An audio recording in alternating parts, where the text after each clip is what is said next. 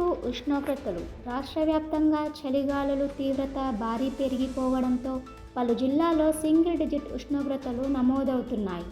సాధారణం కన్నా 2 నుంచి 3 డిగ్రీలు తక్కువ ఉష్ణోగ్రతలు నమోదవుతున్నాయని హైదరాబాద్ వాతావరణ శాఖ అధికారి ధర్మరాజు వెల్లడించారు. వచ్చే 4-5 రోజుల్లో చలి తీవ్రత మరింత పెరిగే అవకాశం ఉన్నదని పేర్కొన్నారు. నిన్నటి రోజు అత్యల్పంగా 8.7 డిగ్రీల ఉష్ణోగ్రత నమోదైనట్టు తెలిపారు. పొగమంచు, శీతల గాలుల కారణంగా రాత్రిపూట చలి ఎక్కువగా ఉంటుందని వివరించారు. ఈ నెల వాతావరణ నివేదిక ప్రకారం పగటి ఉష్ణ తీవ్రత తగ్గి రాత్రి సమయంలో కనిష్ట ఉష్ణోగ్రతలు పెరుగుతాయని వెల్లడించారు.